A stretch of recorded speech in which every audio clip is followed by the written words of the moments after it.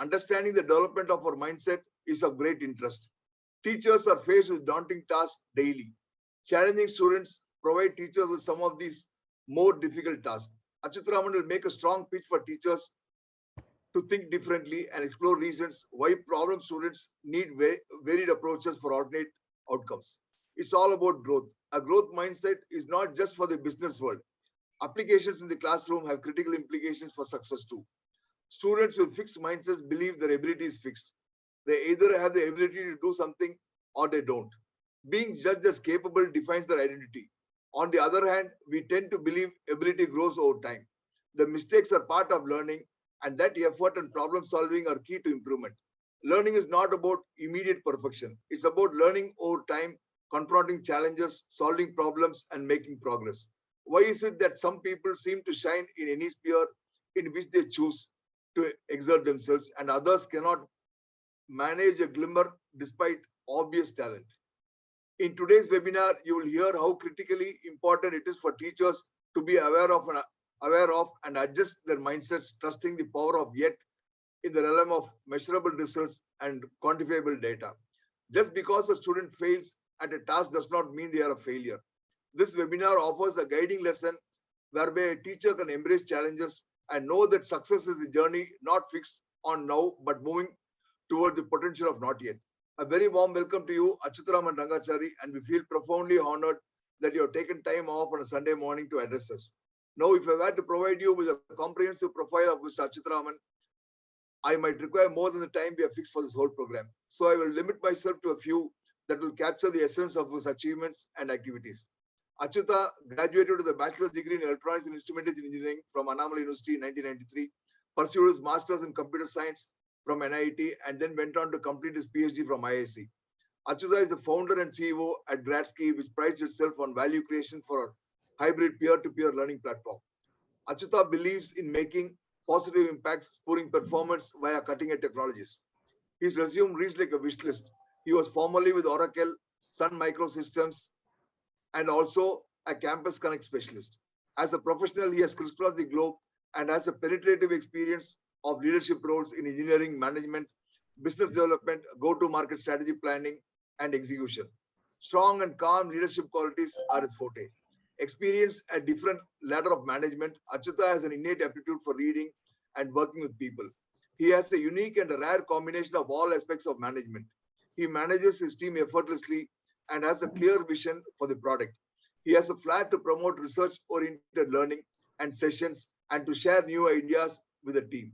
His greatest virtue is his calmness and clarity of thoughts, even when working on the most critical issues. In the toughest situations, which inspires his team to emulate him. He owns 2 US patents and authored several research papers. By nature, he's a very humble and simple person. An avid reader and as someone who performs in pressure situations, he is here to regale us with all his experiences. He is also an impactful motivator of his team. Those who know him say his enthusiasm is infectious, and we are lucky to experience it up close today. Before I wind up, I would like to put on record my sincere thanks to Mr. Hello, Mr. Garu and Haripriya for their support. Thank you, and over to you, Mr. Chitra. Thank you very much, sir. Thank you very much, Gobi sir and Bala sir and other executives here. It's been a pleasure for me to connect with my old friends here, especially being an alumni of Annamalai University. So I could see some of the people here where I can recollect, and I hope some other people maybe on the YouTube as well. So great morning. Good morning to everyone. I'm Achutharaman. So Gobi sir has elaborately introduced me. So anyway, in short, basically, I started this Gradsky platform, which is basically to upskill students, especially rural students, focus on rural students, make them compatible to other competitive institutions, so that they can be hired at a very good proportion. Right? That's our aim. Anyway, I'll come to that point later. What I'm doing with the company, all these things at the end. So let's begin with today's topic of the skilling as well as mindset. So if you understand the mindset of different parties involved in the overall skilling ecosystem, that that gives a good idea how everyone can play a role. Because massively there is a need, for the rural India, especially for the India to get the upskilling going on, so that we can be very competitive with respect to international countries. Anyway, I'll come to that point. So I request everyone to be interactive. So please feel free to ask any questions. Stop me at any time. That will be more fun if you interact, right? So today's presentation, I'll be giving more of a data. Just put the slide.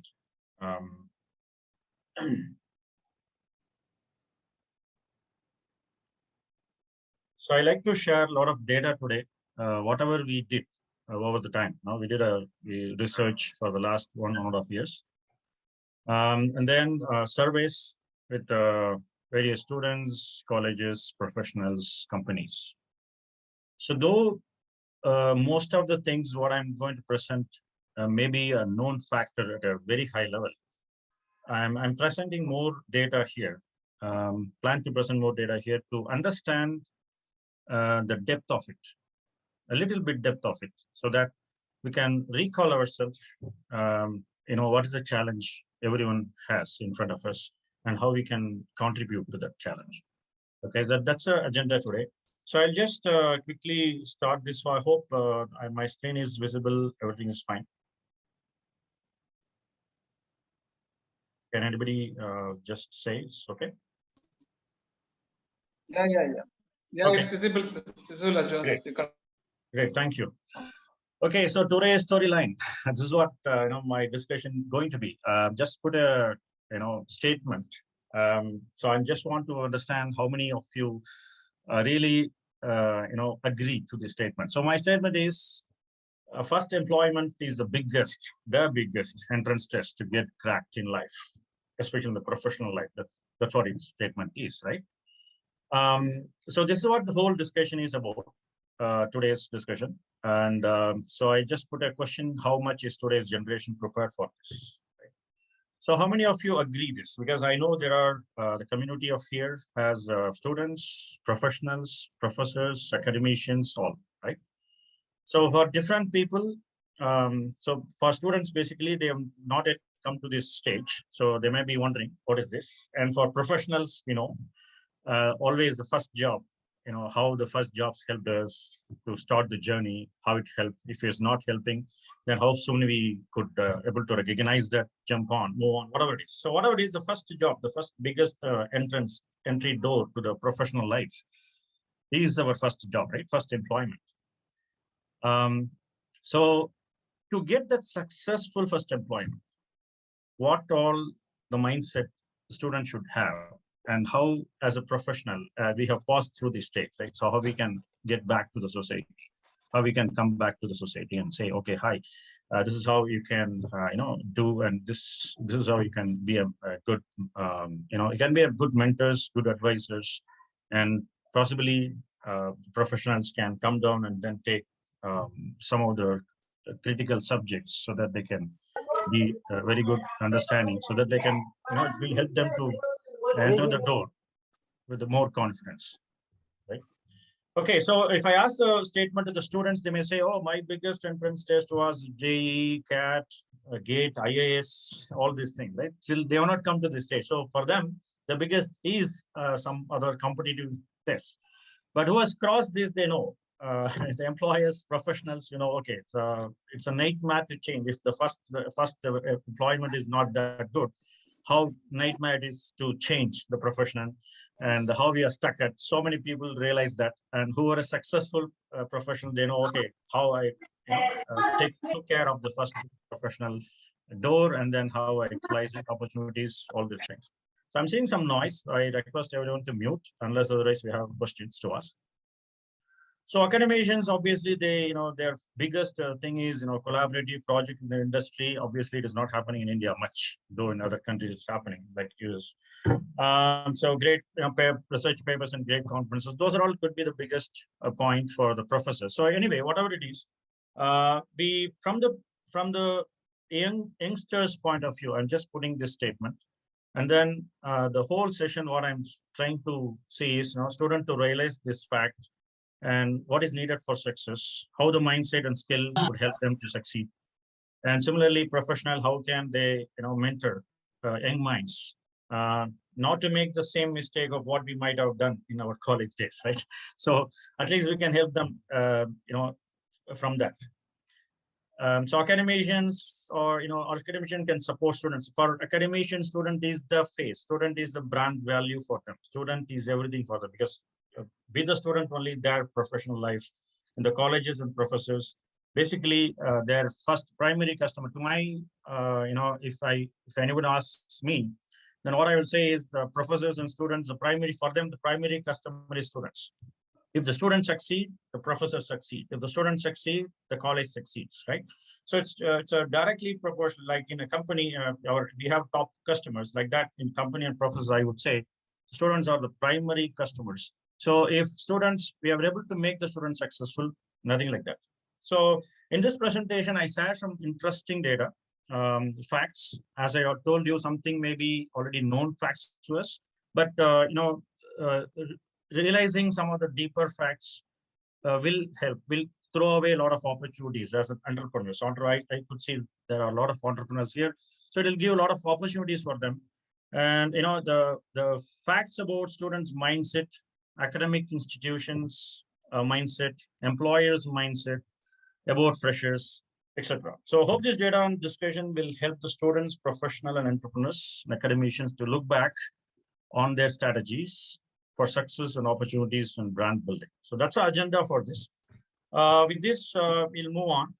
I request everyone to please feel free to interrupt me any point of time. Okay, so let's start with the mindset of career responsibility. So we did a survey. I'll just do a presentation.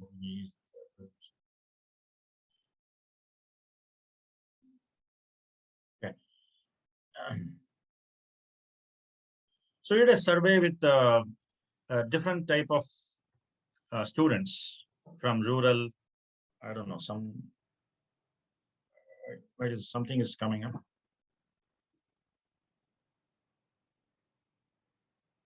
Oh my God.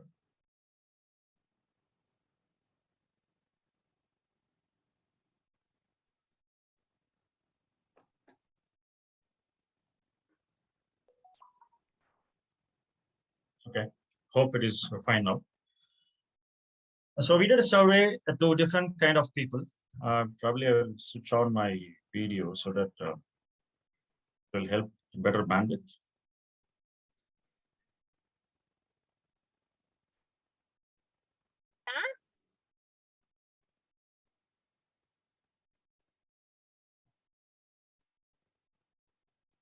Am I audible? Looks like. Yeah, sir, you're audible. Okay, great. But your screen is not visible. My screen is not visible? Yeah, sir, not visible. Second.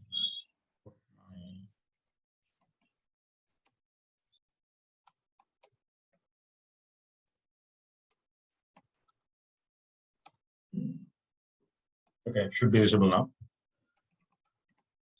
Yeah, sir, no, it's visible. Okay.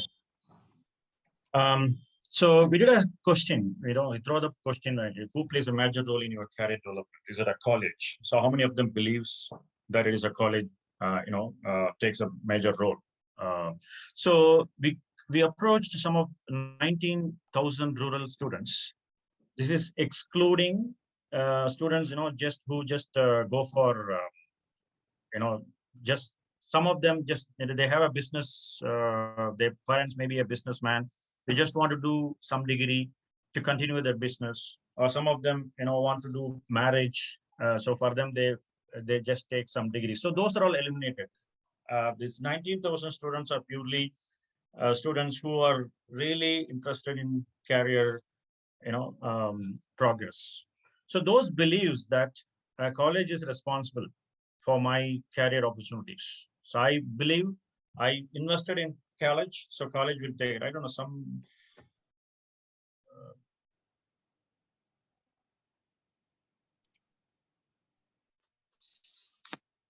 I think some yeah, presentation. something is Some throwing up. disturbance is there. Somebody Yeah. wanted to do this. Yeah, I don't ask know. host, please Is it, turn off the note, that note pencil, the doodle. yeah, I think is it a discipline the forum because we are spending time for this.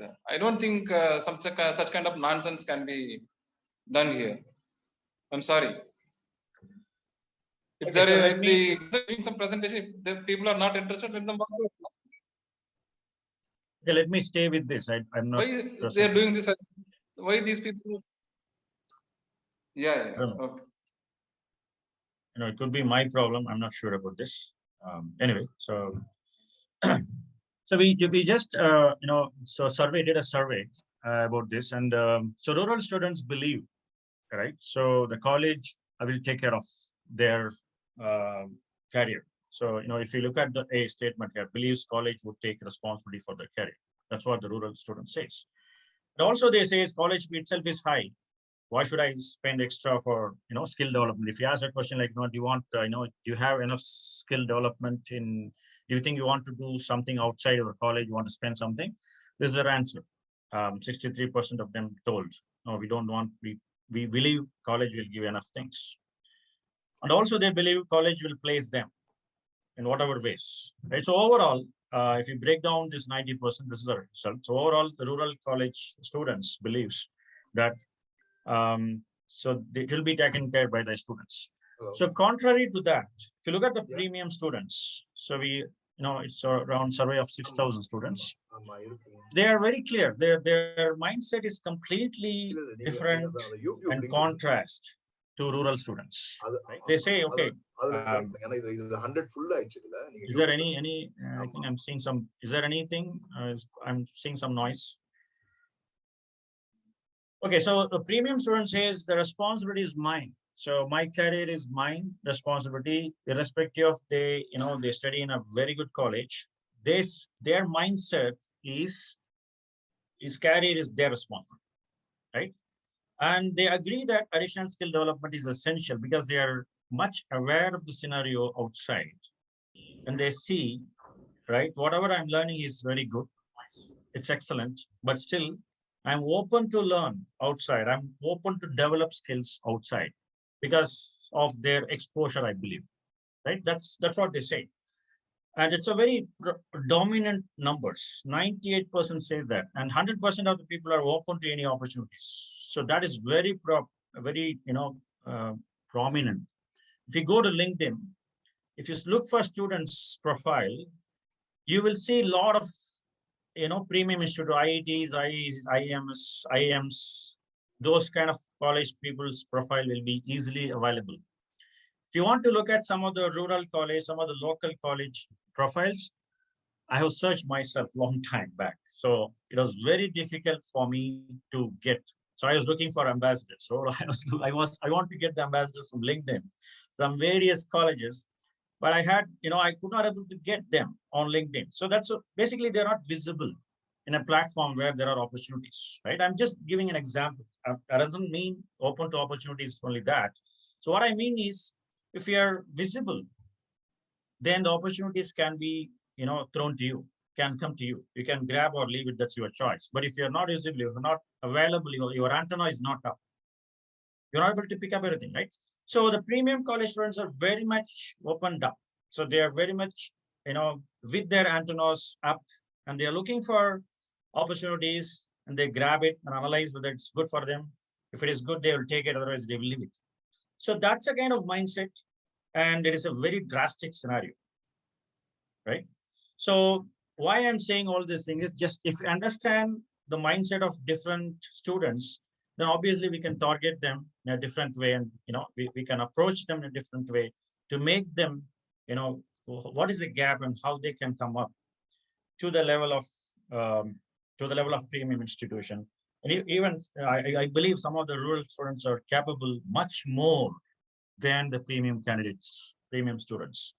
I repeat, rural students, some of the rural students are much more capable, much more caliber wise. They are very strong than the premium students. The only problem I could see is it's very difficult to find them, very difficult to make them visible. So that's one of the things I observed. I just probably want to share this. So this is the mindset of care responsibility versus rural versus urban students. So we also see the controversy contrary to this. So what is the college scenario is, okay?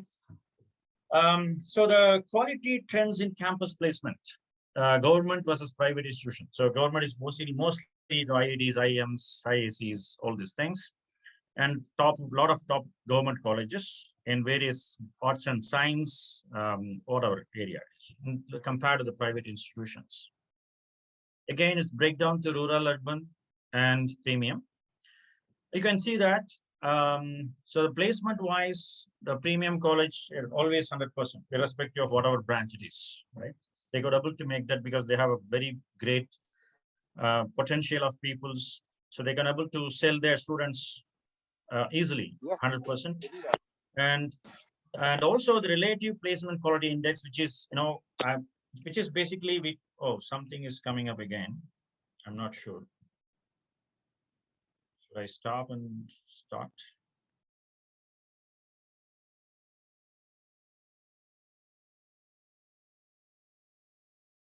Okay. So the quality of index, basically, the reference as a reference, the premium candidates as one, that's a relative index. And then we compare them with other students, the urban and rural students. So how much good their placement is. I'll just come to the placement quality index. And so if you look at the percentage wise, the urban class is, 75 kind of things are placed, and the rural 40% of people are placed. So this is a one number, but the relative placement quality number together gives a right picture, right? So what kind of career opportunities these students get? So to put in a simple word, relative placement quality index is nothing but how much the first employment enables them for a successful career. Right, that's a simple word. So we do a lot of subcategory towards that, but the goal was how the first employment made them success, how they liked it, what they can do it with that, how they can fly off in their careers. So that's what it means. So obviously the premium guys, that's a reference point for us. So we compared the premium students, the urban students and rural students, the quality of index is obviously reduced. So if you look at the rural level, it's 0.17, very less. So if you put together the placement percentage and quality of index, then it's that means that the potential in rural candidates are missed out, right? Because they don't get a chance. Obviously, so a lot of opportunity may not be coming to rural colleges as compared to the premium colleges. So whatever reason. So obviously, every company cannot go to every college. There are some strategies every company follows. At least if they can go to the local, they can serve the local market. For example, there is a college in Salem. If they can able to contribute to the industries around Salem, that itself is a success. So being a hometown, they can live their life happily, then contribute all these things. That even compared to all these things, the rural quality index remains less. So if you can see that students, mindset in the previous slide, students believes college is going to help them at 90%, whereas the rural placement is only 40% and the quality is less. So that means the expectation out of college from the students are practically it's not met. So many variants are there. Obviously, there are practical problems. It's getting a professor, getting an infrastructure, getting an industry connect. So many things are there which we all very well know about that. So the challenge is, how can we overcome that? How can we help irrespective of all these challenges as an entrepreneurs, as an professionals? How can we help this scenario? That's one thing we can probably think of. It's an opportunity, right, for everyone to jump in and then help these people so that their levels are elevated. Obviously, it's good for us as well. Okay, so let's see the corporate mindset from the other side. What's the corporate expects from a freshers hiring? Okay, and obviously it's good to have a skilled resource, but practically, is it possible? No. Skilled resources are very less. I'm talking about the freshers skilled resource. As a fresher, a fresh guy college just comes out of college, expecting them to be ready-made candidate for a day one job, obviously it's a challenge. So only few candidates are available for this. For they grab the international companies, the global startups, and they grab for remote jobs. They don't care where the students are. They take it for remote because what they need is they have to do the work, right? So in a very pleasing way. So for them, the expectation is they have to start from skill day one, and training, they cannot afford to pay any training. Obviously, rewards are big. So if you look at this, and some of the MNCs and startup, they also see is okay. The training plan is, they want to be self-starter, 100% self-starter, but within a month they want to pick up everything and they have to be on the job. And some of the other companies like manufacturing, research, all these things. So this is basically from the data of almost 4 dozen companies, whatever we approach, right? So within 3 months, so 75% they have to be self-motivated, they have to learn self, and 25% they may help. And some of the service sectors, so they can afford to give a lot of training.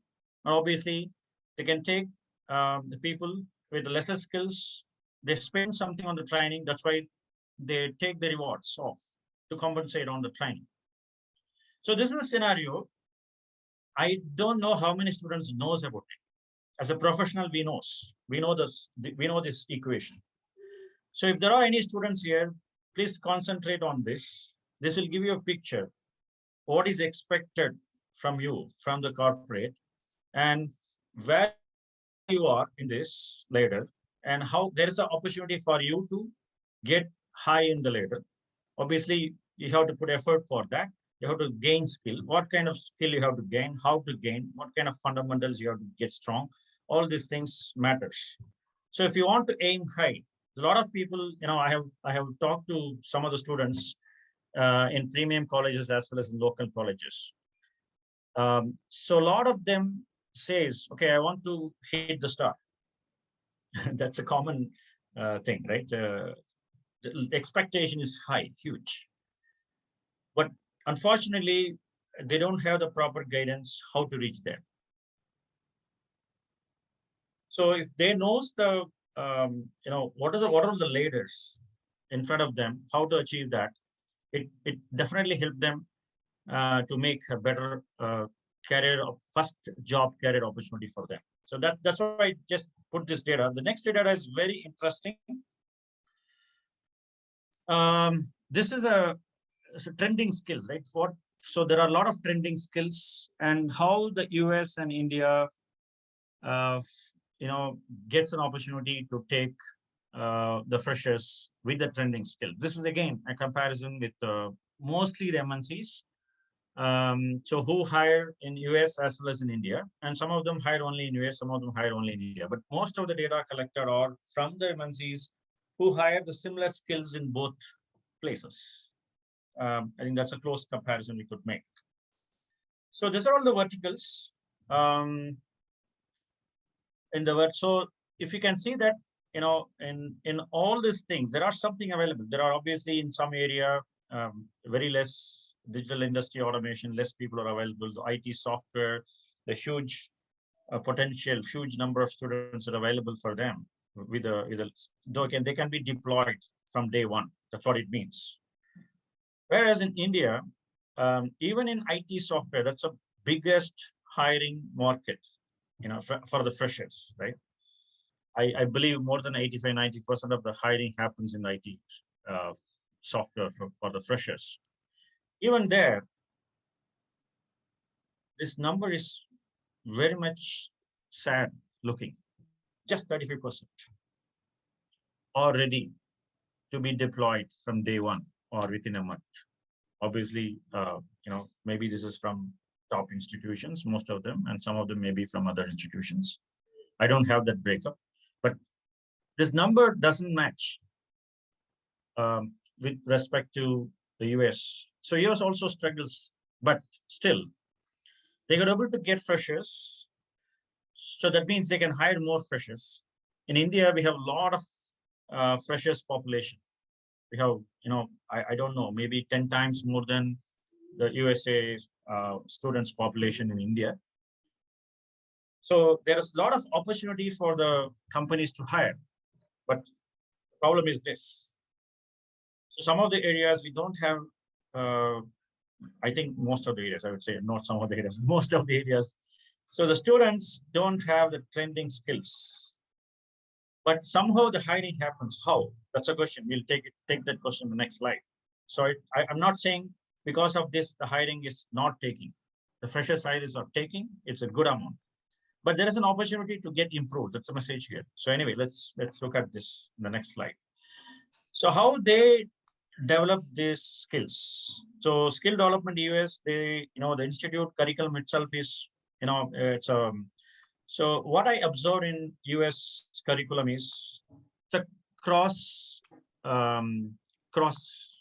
platform. Basically, if a cross engineering and cross learning platform they have. So the syllabus are probably a mechanical engineer will also have to learn about nano devices, and computer science engineers also learns about the automation happens in the mechanical side.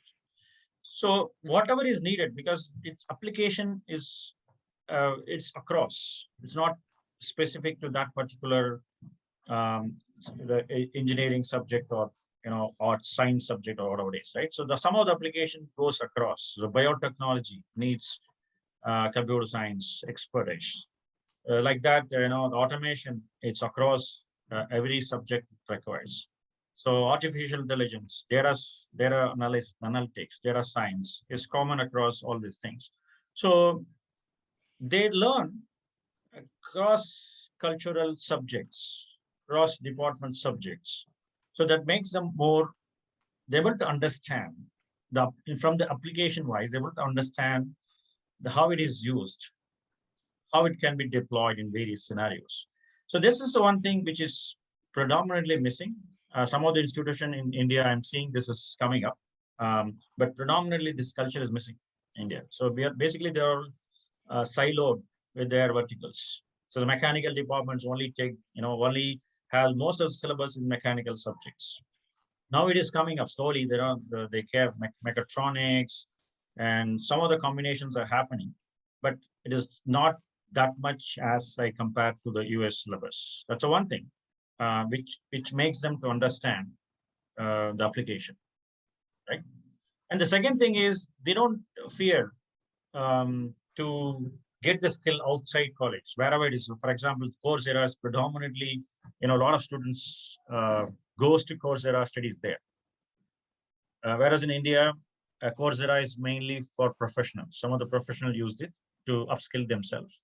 I'm just giving one platform. So like that, there are plenty of platform available in US as well as in India, but how the students use those are drastically different.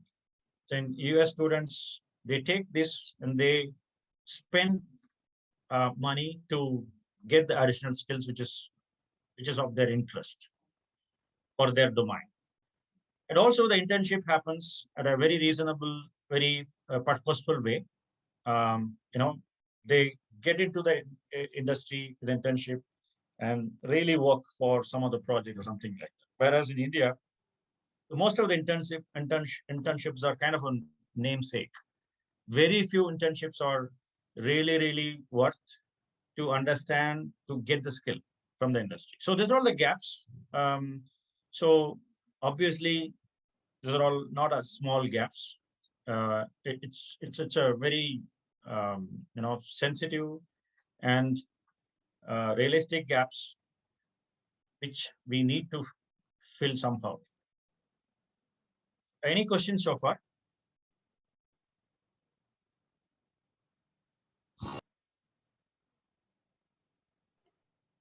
Participants, you can unmute and ask questions if you want to at this stage.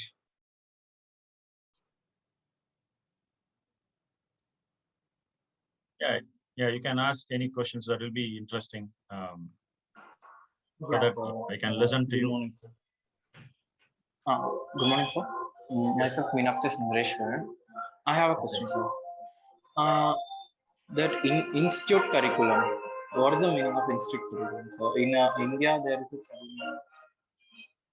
Okay, so curriculum means basically a syllabus, right? So, Yeah, for sir. example, I could see if you go to any of the good colleges in US and then look at yourself, what is the syllabus for different semesters? It will be very clear that, for example, so a guy may be a civil engineer or mechanical engineer or chemical engineer, electrical engineer, whatever it is. So there may be a subject called nanotechnologies. So they may understand the sensors, devices, robots, all these things. But in India, robots and sensors are mostly for the IoT devices, and robots are mostly for electronic students and mechatronic students. The other students don't get an exposure to that. They don't even have that in curriculum. So changing the curriculum also, it's not a quick option here, because it has, especially with a lot of different colleges. Maybe some of the colleges are now autonomous. They can able to change the syllabus, but the attached problems are how to get in faculty for that, and how to get that relevant industry knowledge, all these things. So simply, if put in curriculum wise, the curriculum itself is not cross-platform. So some of the colleges I could see now, recently, they have started adding this kind of cross-curriculum subjects, not as an elective, just as an important subject in a very early stage of their syllabus. For example, in third semester or fourth semester, if it is an engineering or if it is a science subject, so any mathematical, BSc maths also now has BSc maths. Also, will have something like a machine learning, because maths and machine learning are very much tied. For a machine learning, mathematics is a fundamental stuff, right? So the BSc math subjects are basically with ML, IAL, and data sciences. Now, instead of that, now I could see some other colleges open a BSc artificial science as a major, right? So somehow it's managed in a different ways, but the predominantly all the guys, whether they get a chance to see their applications, where and all their application is pervasive. So that's a bottom line in this. If they're able to see, we cannot cover all the application, obviously, but if the syllabus itself gives an opportunity for the student to understand where and all this application is pervasive and what are the basic elements for that, then they could able to see that, okay, they get able to connect whatever they're studying with the real life scenarios, not only their industries, and across industries. Because when you go to job, obviously, their application will be in multiple domains. They won't be restricted to their own domain. For example, a mechanical engineer will be hired for an aeronautics science. A computer science engineer can be hired again for the aeronautics science group, right? So they hired for totally different domains. So there they go and then learn their application. That's obviously that's a best way. But before that, whether they get some kind of a connection, whether what are all the applications, whatever they study, what are the applications they can be taught of. That's what it means. Is that answer your question or something different, sir? Yes, I get the point. My name is Murthy, V.T. Murthy. Right, sir. I am from Indian Chemical Council.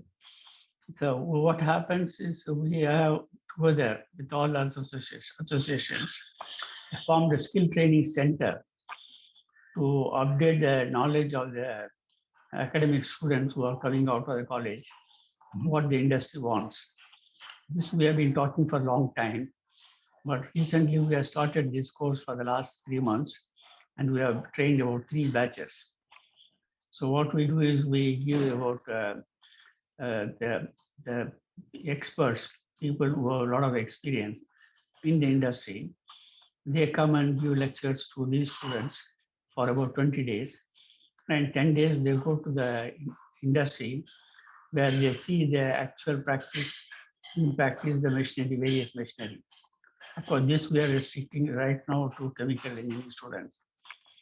So incidentally, we also talked to IIT Madras, and we talked to them about changing the syllabus so that part of the industry's requirement is taught in the final year students. So they are willing to look at it, and they said if necessary we can modify. I don't know about other engineering colleges, but I think IIT is looking to study the possibility of bringing academic closer to the industry's requirement. Right. But it's a long way. It's a long way. But I think we need to do more, much more on this. Thank you. I thought we'll share about this. Right. Thank you, sir. That's a very good initiative. You said 3 months of training. Industry people comes and teaches them of 20 days. That's a great thing. One month of yeah. training. Okay. Yeah. Okay. That's interaction with the industry people of 20 days. That's what you meant, right? That's a good amount, right? Yes. To start with.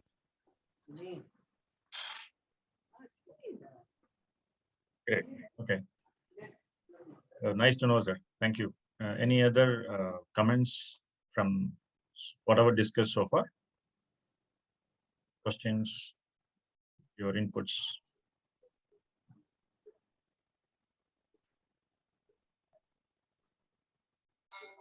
The other area which your data shows is that of training, no? Lack of training. Yes, sir. So I'm sorry, I'm Niruddha. Yeah, I'm Niruddha. Hi, hello, sir. The data which can infer is that lack of training, no? Correct. Skill training. How do the industries or universities how they're going to can bridge that gap, lack of training? So that will give more percentages. That will improve more. I'm not able to hear you properly. Action. Sorry, something again happened. Stop and start. No, what I was saying is. Yeah, what I was saying is that lack of training, skill sets is another area, gray area where more focus is required. Right. So how we are going to achieve that? Yeah. So lack of training is a high level statement. It's a grassroots level statement. So we have to, we have to drill down and then how to attack and how the other students are, that's what we are discussing, right? Some of the discussions, what happened is, if you look at some of the other students, like it's difficult for the college to cover everything, right? So for example, in a school scenario, teaching happens brilliantly. Lot of schools are great schools, but still, for a JE entrance or for a different kind of a totally different competitive entrance, students go for separate, coaching. So it doesn't mean that school is not good. School is definitely taking whatever they are covering, the fundamentals, basic, all these things. Still, separate coaching is essential to get into the competitive exams and crack it. Why? Means so that's a different application of brain. So they are making the brain to apply differently and get them out of the competitive nature, right? Similarly, so a lot of student expects the college to do some magic in their life, in their career life.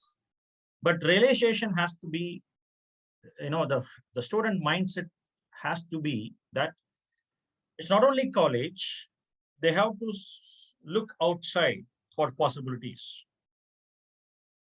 they have to look outside themselves for internships, whatever connection they have. That's why the network in their own connection is essential. So network is not only applicable for professionals, right? Network is applicable for students. So they have to get networked with IIT students or IAC students or top college students, which is definitely missing in India.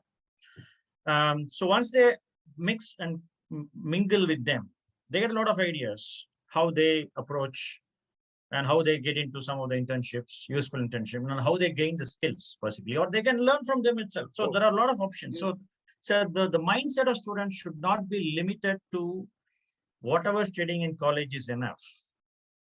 This will land me to a good job, or this will make my career beautiful. That's a mindset. It's fundamentally, that's what in the first slide we discussed, how the IIT's mindset was compared to the other students' mindset. That's an excellent example. So like that, the student's mindset is very, critically should be changed. Now I will put a different question. Yes. Yes. Now I'll put a different question. You are saying rural students has to mingle with students. Okay. Whether the same is happening in US, whether their rural colleges are mingling with top level Oxford or all those kind of people, students, they mingle there. I think so, because there are a lot of digital. Yes, sir. Do you have any data to substantiate that people from rural should mingle with other college, premium college students? Is it practically possible? Or is it the way it is happening there? No, okay. So I'll put it in a different way. For example, say the students, obviously they have network. The network of students in US is definitely much better than India. From the networking aspect, from the professional networking, for example, the LinkedIn itself. So the LinkedIn is one of the professional networks. Now it is extended to students as well. So if you compare to the data, how many students are there itself, right? Volume of students in US compared to how many students are there in LinkedIn networking, and then versus volume of students in India and how many profiles are there in LinkedIn and then networking. This is a simple example. So I saw this data sometimes back. I don't have the right now, but it is drastically, different. It's in US it is high, in India it's less. So I can get the data. I saw the data somewhere. So that's one example to show that how they are networking. They may be networking with professionals, they may be networking with other colleges, or whatever it is. But finally, the matter is how can able to understand and what kind of things are happening in other side apart from my college, and how can I grab that opportunity? Whether it could be a skill development opportunity, it could be an internship opportunity, it could be a learning opportunity.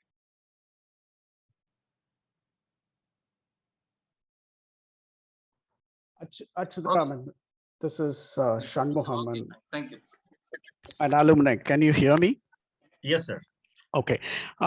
One of the things that Gopi and I have observed is that the college students are not self-motivated is one aspect.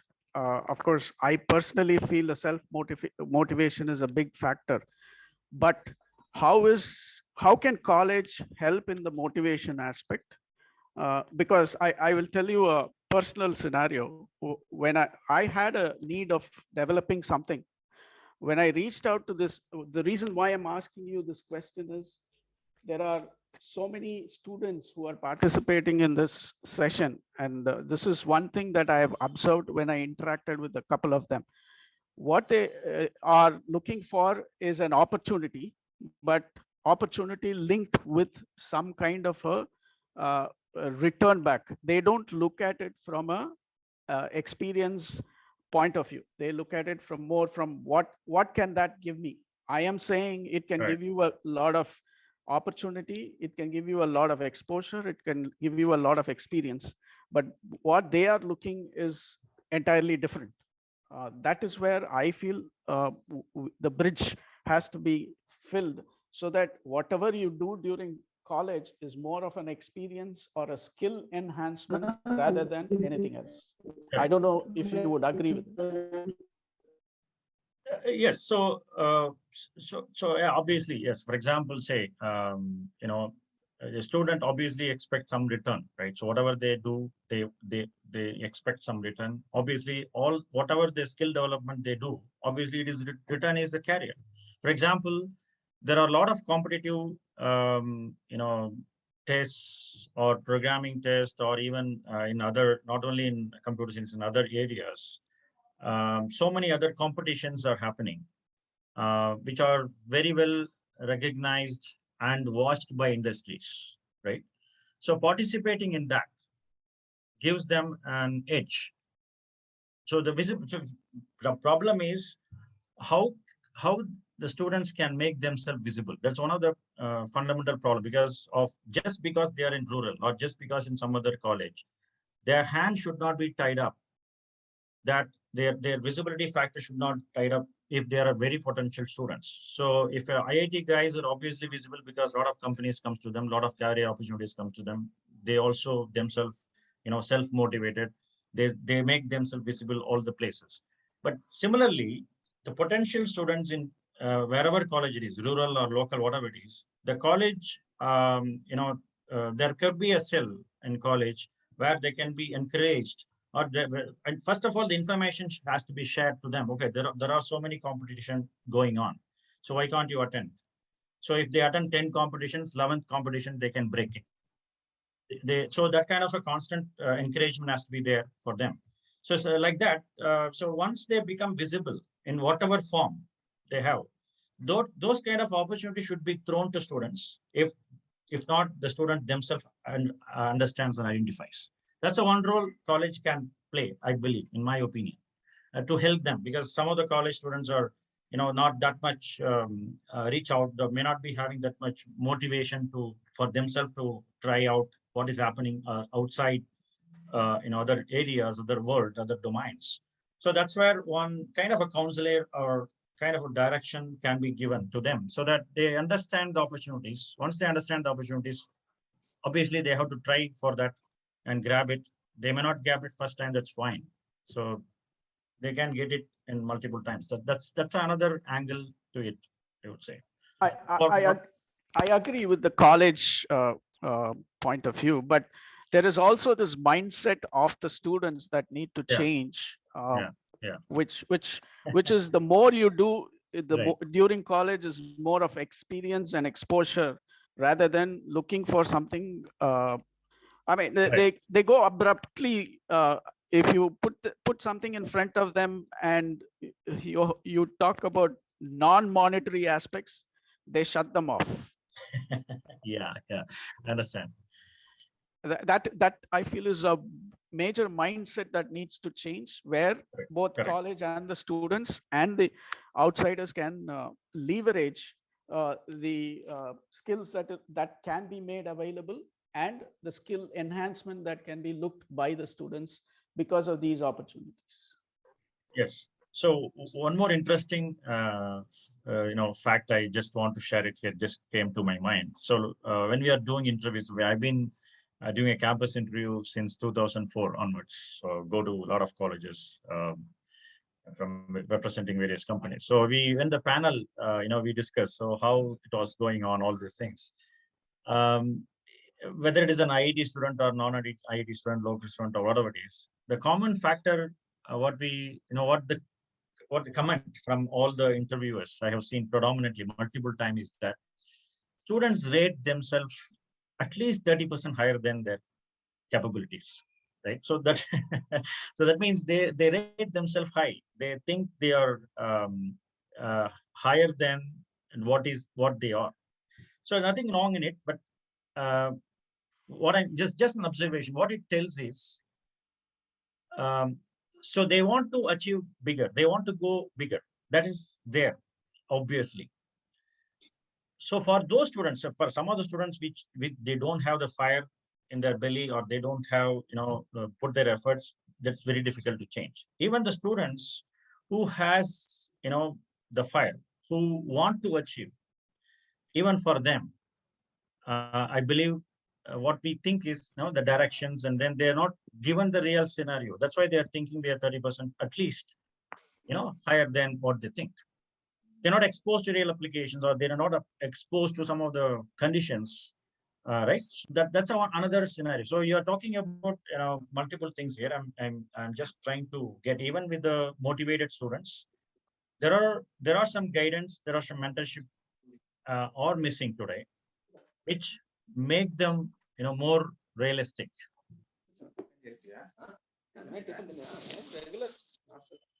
One more. I'm sorry, I'm stealing your time. No, sir. But No, it's an interactive. one more question that not question, rather an observation, and how to take it forward is something that I wanted to share here.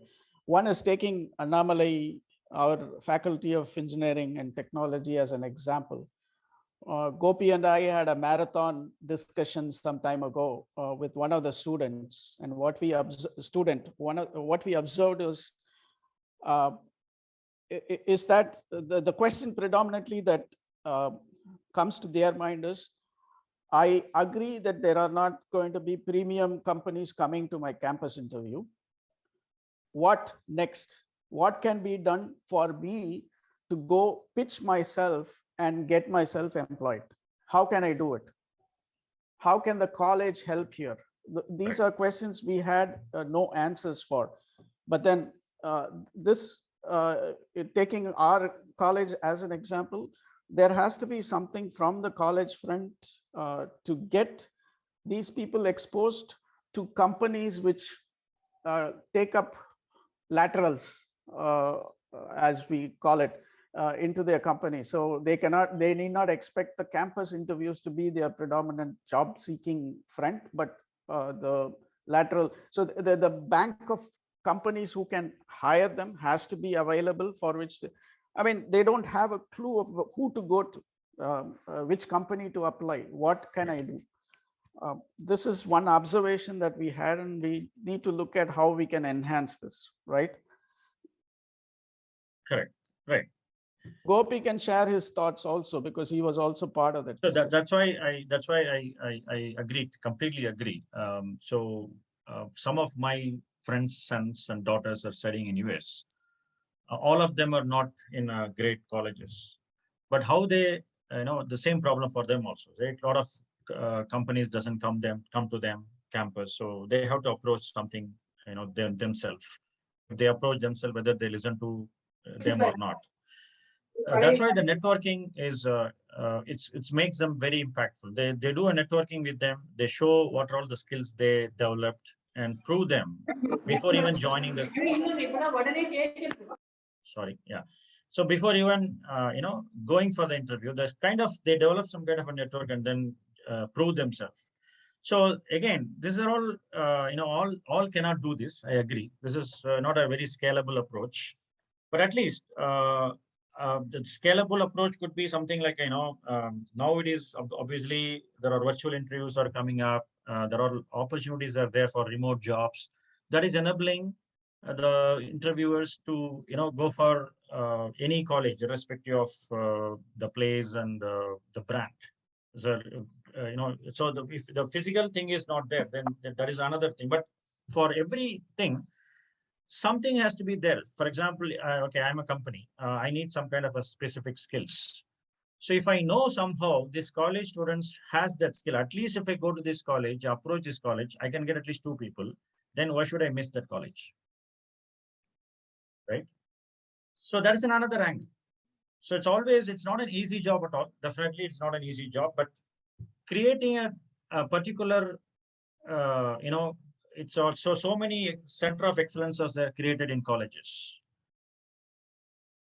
From that center of excellence, if a small amount of output is shown, proven to the industry, definitely the industry will turn back at their college. So the center of excellence has to produce some real value, so that the students, so that the corporate can turn they have to see they have to put their vision on the college. So I'm just giving, so these are all the things happening in other places. So I'm just sharing it. Obviously, this is a very, very challenging question. So obviously there could be good talents available there, but unfortunately they don't know how to do, how to connect how to make a bigger career opportunities, all these things. So someone was talking, I think Gopi, Gopi, you want to share something? I'll ask you the last. Okay. So I stopped this question here. I like saying, okay, there are freshers hiring happening. It's not, irrespective of this factor, freshers happening a lot in India. But how? That's what the question I put it. So this is how it is. So obviously the high potential, high caliber students are hired here. They observe that within a month or 3 months they can completely adopt to the environment. They can understand their application. They can work on it. That's a strength. So based on that strength, they hire the students. But still, with trending industry skills, huge hiring opportunities are there. That's another one, because we have a huge number of students every year. I believe there are 15 lakhs engineering students and almost 12 lakhs science students are passing out. Almost close to 30 lakh students are passing out every year in these two industry alone. These two big, science and arts, science and engineering category itself. So 30 lakh students, obviously there is no job for them. We don't have 30 lakhs job opportunities. But this will enable, but as someone pointed out, obviously how to, even if I hire the industry skill, if I gain the industry skill, how can I reach out to the companies? How can I reach out to the appropriate hiring company? That's a challenge still.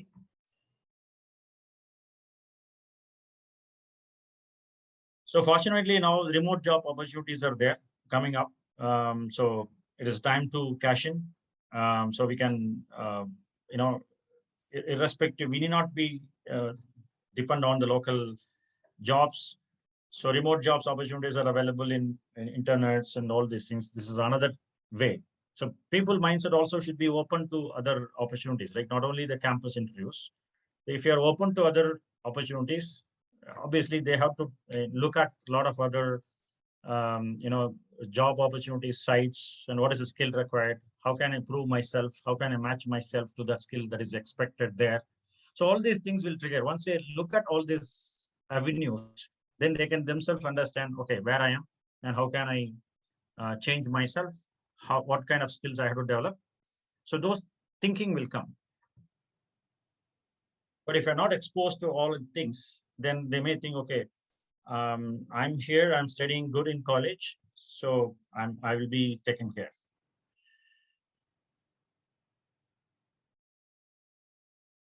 Okay, and the one good important thing is that so the rural students are very much liked by a lot of companies. This is basically based on my discussion with a lot of companies. They love to have, because the retention problem, retaining the freshers are another major problem for a lot of companies, right? They spend a lot of time, a lot of money in hiring, especially if they have to get the student who are ready to work from first day onwards, highly skilled. They also the infant, we call it as infant exit, right? So they just exit in 3 months or 6 months, less than a year. So a lot of hiring cost that gets wasted. Similarly, the students are hired, they spent on hiring training, and again within 2 years they exit. So all these things are major challenge for the company to sustain. So this is also another factor to choose from which college and where to spend my money, whom should I spend the training cost. So all these things.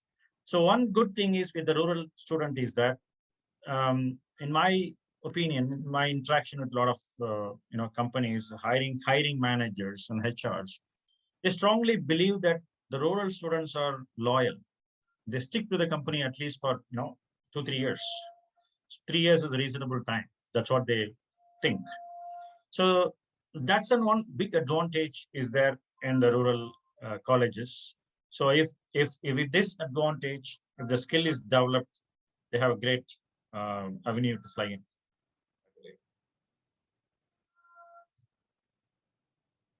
Okay. So this is another interesting slide. I hope some of the discussion may happen here. When I discussed with some of the professors and management from different campus colleges, right?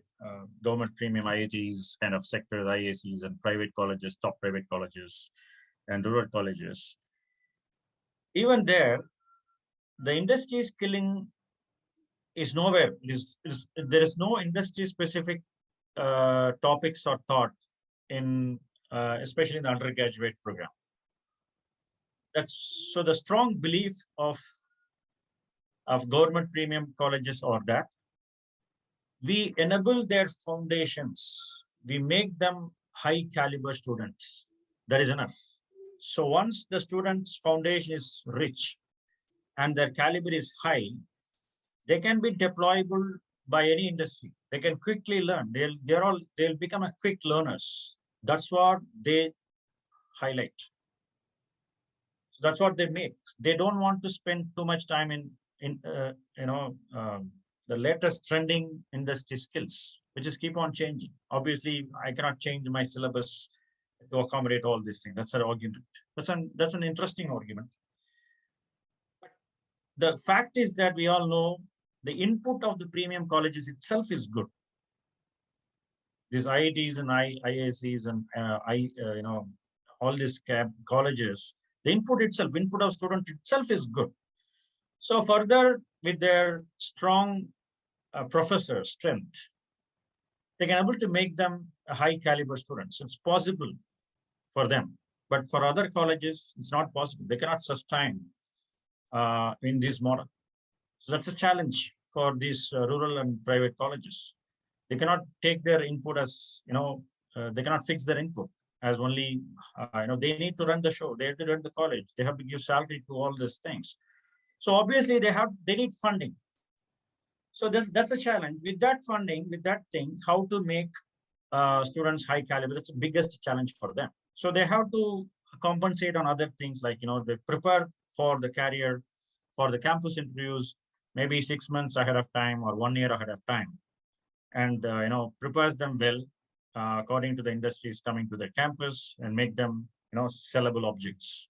Similarly, some of the private colleges take the industry skilling things. So they put a joint collaboration with some of the vendors out there for some specific industry things, and they get them for their students, and goes on. But obviously, brand building is a big thing for them because they have to attract students, all these things. Whereas the government colleges, already brand is there. They don't care, right? So input is good, output is good. So brand is already done. So this is an interesting equation, how to balance this, right? That's a biggest challenge. And the thing is, not every industry skill requires high caliber students. So there is a balance factor there also. So obviously the foundation has to be strong. It is relative index also there. How much strong my foundation has to be, how much strong my caliber has to be for the particular industry thing. So by doing this industry skilling in an organic way, so there is another substitute. If you are not able to make this very strong, at least by doing this, we are making more students sellable. This is then emotional equation by corporates. This is not my statement. Okay. So the corporates feels, I don't want every student to be a mathematically super guy, algorithmically super guy, or the fundamentals are very strong. I'm okay to take people with some kind of 50% foundation, but I need them from day one. I cannot afford to give them training. For example, I'm a startup. I'm a small industry. I'm not afford to give a big training for them. But I need a people who are ready-made candidate. I can just work with them from first day. They may not be super intelligent, super foundations guys. So that is the thing they see. Industry skill is not there. So if they have produced the industry skill from their basic, from the beginning itself, that's organic, not shortcuts. not giving training for 3 months or 6 months and make them industry ready. From the beginning itself, if they parallelly do a course or parallelly do something like that, then at least when they pass out, they will have some kind of a knowledge about industry applications. They can be easily deployable. There's another opportunity for, for careers things. There's an equation by things. So I think the students in college has to, critically think about this opportunity. What do you think?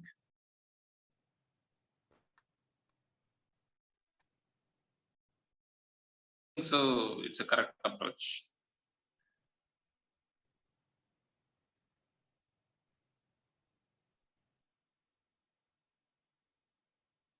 Okay.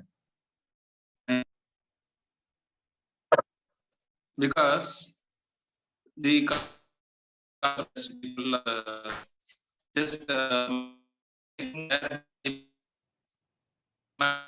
Your voice is breaking.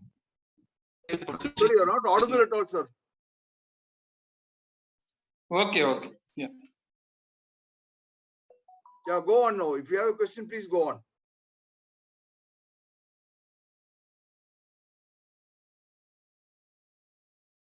I think some issue with this mic. Yeah, please go on. Please go on. Please go ahead, Achutha. Yeah, sure. Okay. Any other observation here? Any other comments on this slide?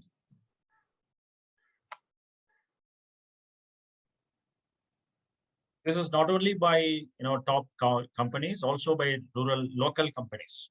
From a local company to MNC company, this is an kind of expectation they all have,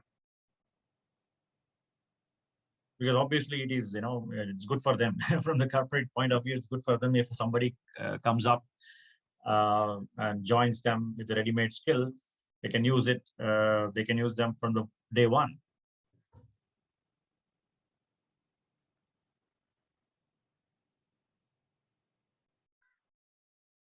Okay, that's fine. So I'm trying to summarize here. So whatever, especially for the rural focus. So the advantage what we saw is the rural rural students' cultural values and loyalties very much liked by the corporates.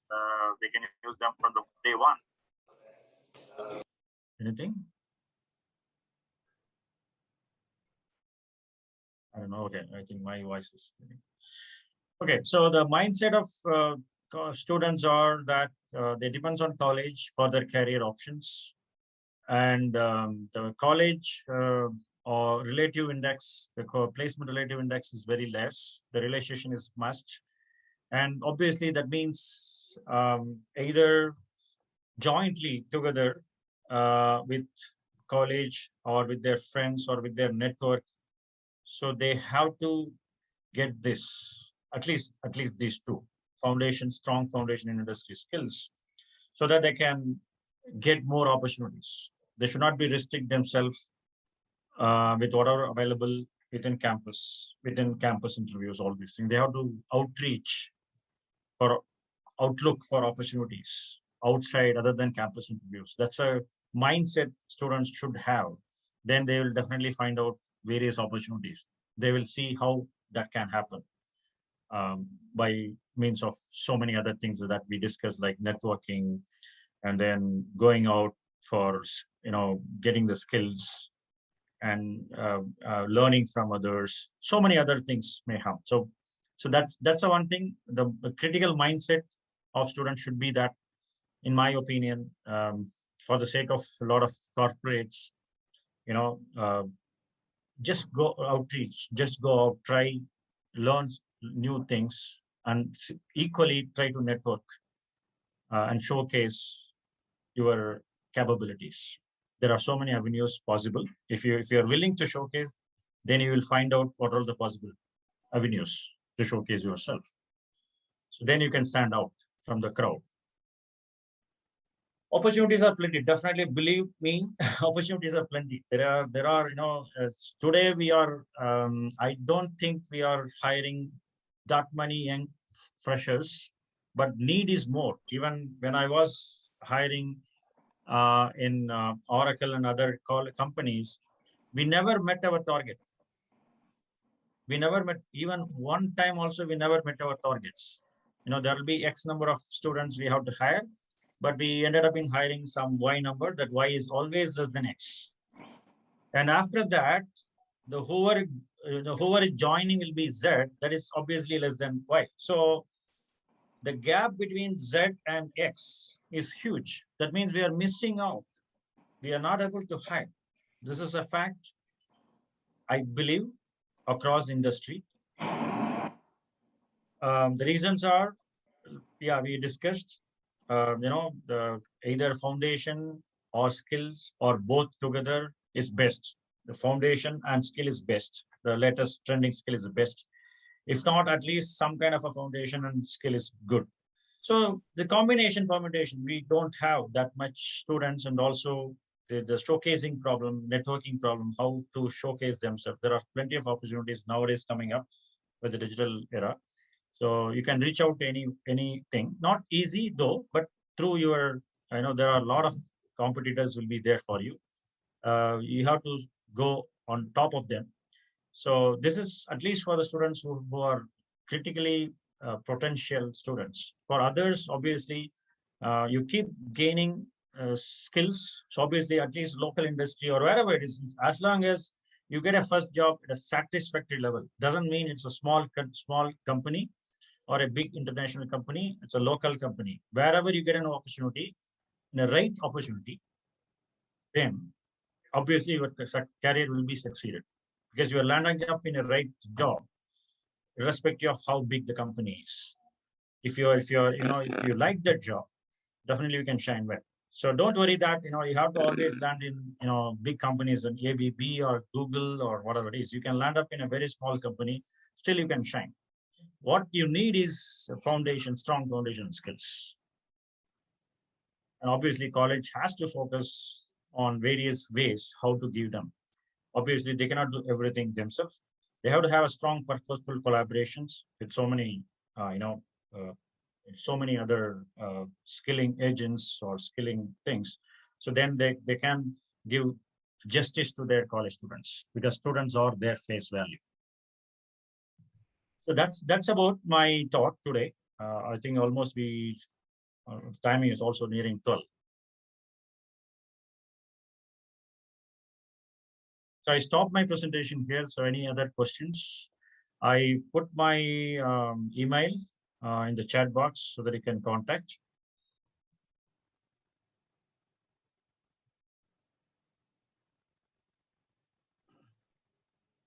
Thanks, So Achutharaman. please feel free to contact me for any other further queries, collaborations, opportunities.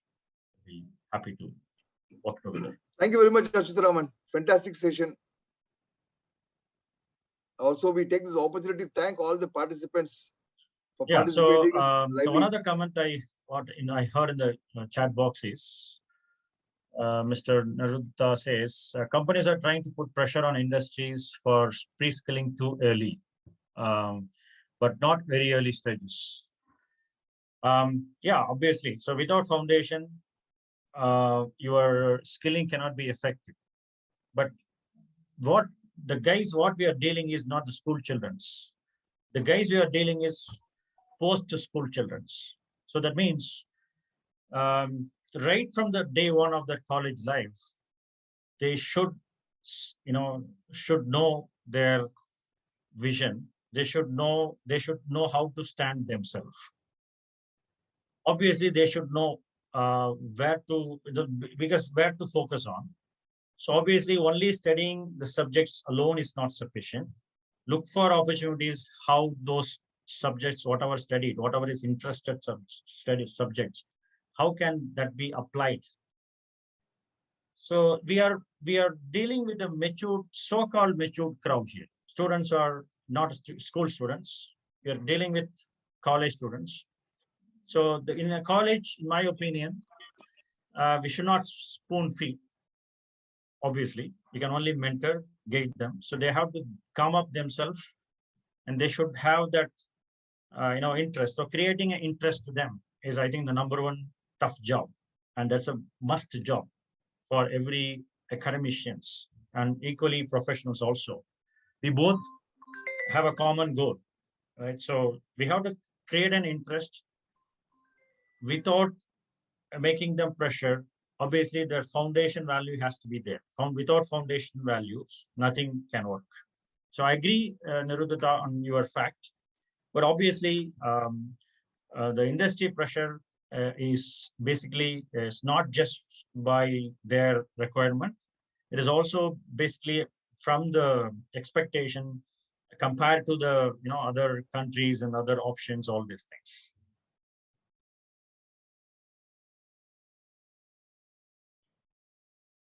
Okay, anyway, thank you very much all, and feel free to drop me a mail for further discussion. I think it's 12 o'clock. I think I'll stop here. Mr. Gopi, you can take over.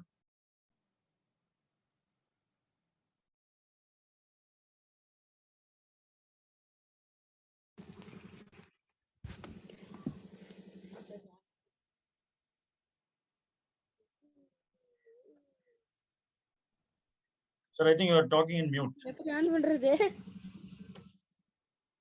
Yeah, please go on, Mr. Vijay. Participants can please unmute and ask your questions, please. Sir, I have one question, sir. Yeah, go on, Mr. Sarana Kumar. Sir, thank you, sir. Good afternoon, sir. Go on, go on. Sir, yes, sir. Sir, you said that skills are very important to get into the company, sir. Like platforms, you go and learn from platforms like Coursera, that, sir. Sir, I am a BTech chemical engineer, sir. Where can I learn skills, sir? Sir, for the IT industries, there are Google's and Microsoft, like companies give free skills courses like that, sir. But I am a chemical engineer student. Where can I learn that from, sir? Can you mention some of that, if that there will be available? Okay. So if you are interested in proceeding your career in chemical industry itself, your core domain industry, right? So Yeah, then sir. obviously some of the things which are relevant in today's field. I'm not an expert in that, but I can only speak from a common requirement from irrespective of any industry. Right? Today's world, the automation is number one. Automation is a requirement. If you go to industry, for example, if you are looking for a kind of a job where you can be uniquely deployable. For example, so if you have with artificial intelligence skills, data science skills, these are all very common, which is needed irrespective of any industry.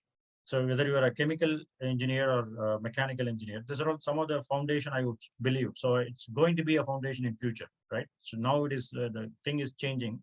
And now after a few years, you will see these courses could be an integrated part of syllabus. Data science is basically how to analyze the data, whatever data you get data from all fields. You have sensors in chemical industries. You have data, not only sensor data, not only from the industrial data. You get so many other data. How to analyze it, how efficiently you can do it. So those are all the fundamental things. You can differentiate yourself apart from a normal chemical engineering stuff you study. That's one thing I can see, but I'm not sure what kind of trainings are given, what kind of trainings are available in your core industry. And so another thing is, yeah, internship also very limited opportunities, I believe.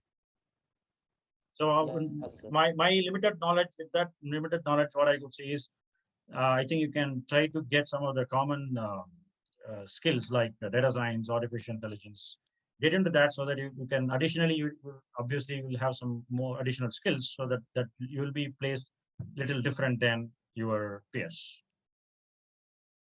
Sir, excuse me, sir. So I'll leave the other, there could be experts here, so probably they can help you out. Sir, in the you said that the LinkedIn will be useful to get a internship like that, sir. But LinkedIn itself, they will mention that the education qualification as BTech, IT, or CSC like that, sir. Then how can I will apply for that post, sir? No. So what I meant is, if you have a profile in LinkedIn, that's one way. There are so many other ways maybe there. So popular networking site is LinkedIn. If you can put all your, whatever you have done, right? So if you have done something extremely good, So you have to showcase that somewhere, so that if someone is searching for that, because you don't know how the opportunities may come to you. So what you can show is you can just open up your shop. You look yourself as a shop, right? So if you open up your shop, then people may enter into your shop. So, but you have to open up your shop and put something there, so that people come in and then buy something. So you think yourself you are a shop. So if we can project your skills or project your whatever expert levels somewhere, one of the things I told is LinkedIn.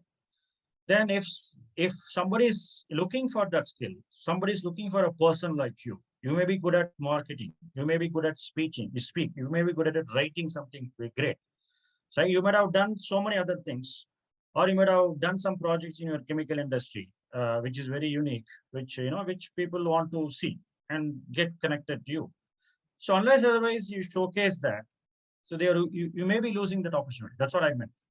I'm not only talking about the jobs available there, but as such, you have to project yourself. What is your uniqueness? How you stand yourself from the rest of the crowd? That you should showcase.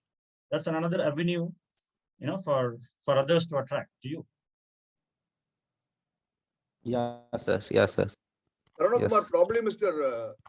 Sengotian sir will throw a little bit more light. Sengotian sir, can you just throw a little bit of more light, sir?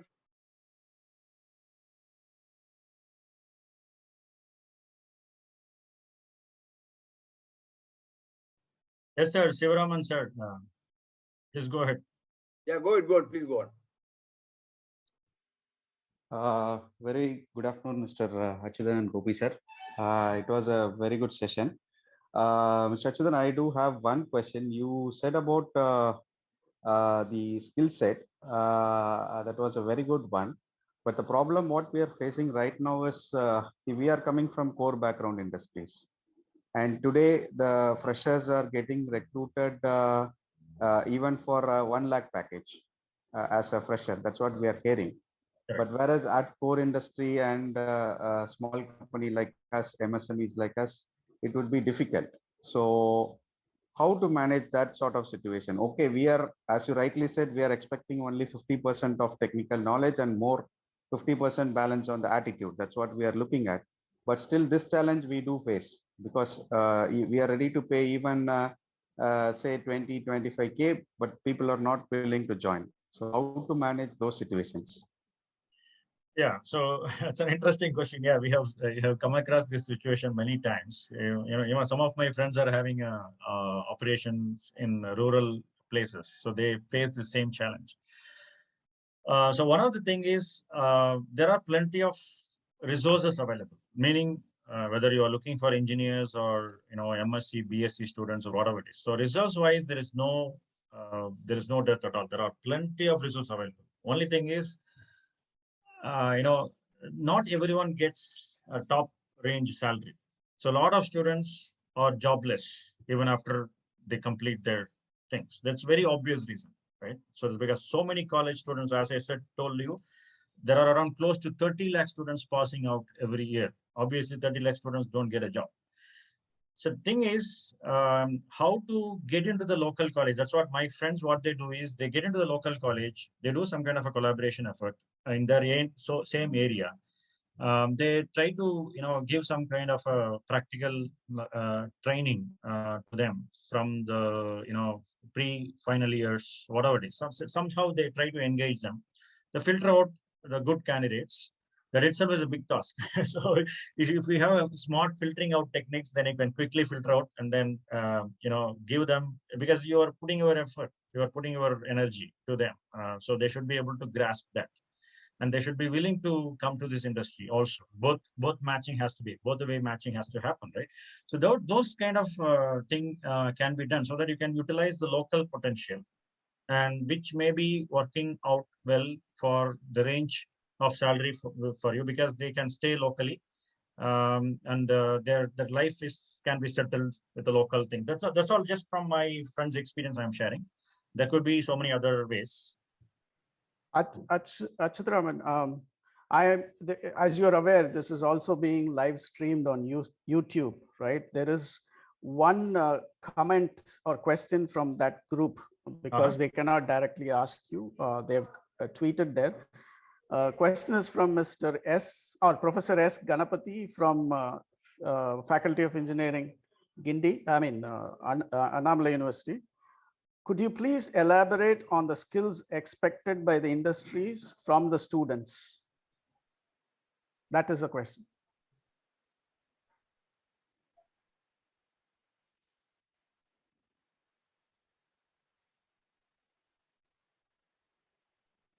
Achutharaman, you're able to hear me?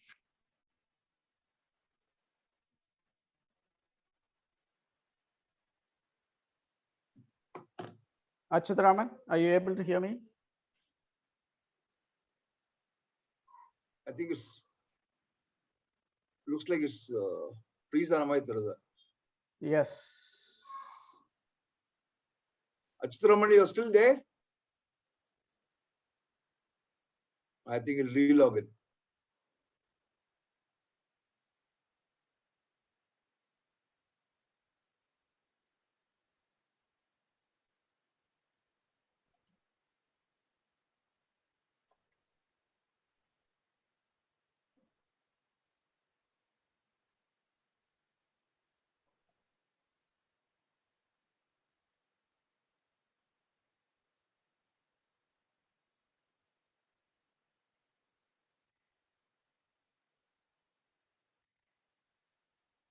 It's logged. Achutharaman, you can unmute. Sorry, I got break. Yeah. Yeah, it's okay. PS, you can ask your question again. Okay, the question is from Professor Ganapati from our Engineering and Technology, Annamala University. Could you please elaborate on the skills expected by the industries from the students? It's a very generic question. Depends on the, so that's what I meant to say, the trending skills, right? So different segment of companies look for trending skills, right? So every industry, there is a demand to hire on certain packets of domain of skills. So since it is a very high level question, I don't know if there is any, for example, I'm coming from a computer science background, so I can say, okay, what are the trending skills in the CSE areas? So I can immediately tell. So all these things, these are all the high demand, volume demand skills. Similarly, every industry, obviously they may be having, definitely, because it's a continuous process. Every industry go through upgrade their manufacturing, whatever it is. So it depends on the industry. I think we have to get the latest skillings, and then that can be made for students to learn. So I'm not able to help here. Can I get a little bit further refined question? Achutharaman, unfortunately, because it's live chat, I cannot go beyond that. I am sure he will be looking at this, and if there is any question, he may reach out to Gopi, and we can get sure. you. So I have also put my email. Probably you can share that email to the chat box. I will also ask him to get in touch with you. That question was from Professor Ganapati, right? Yes. Okay, no problem. If I can help, I can definitely get back to him. Sure. Gopi sir and Mr. Achuda, I do have one more question. Can I go ahead? Go on, sure. Mr. Achuda, I've seen also your grad skill website and even Coursera and Uday. They are more focused on IT industry. Yes, I do agree the recruitment is more on that side. But what is, I'm asking from grad skill point of view, what is the idea to focus on core industries too? Okay, so I'll basically we started with giving skills for core skills, non-IT. Unfortunately, it's a survival problem for us, right? So 90% of the job available are for the IT industry, and also the student mindset. Even if you open up some kind of a training for a core industry, which we are willing to do it. There are a lot of scope for technology. We did some small things in the biotechnology and food industries and some mechanical industries in the early stage of our grad ski thing. But we are not able to sustain and we have to survive. So we switched temporarily to for as an IT stream as a one of the mainstream, and obviously we want to go back to biomedical industry, chemical industry, food technologies, mechatronics industries, a lot of things. It's a that's right. The hand has to, both side has to prepare for that. So the student has to, the willingness from the students to learn these skills, and also we are ready to offer. So both has to match. So that's what that in India, what I see is the spending level of a student stops after schooling. So till school levels, they spend a lot for any competitive exams.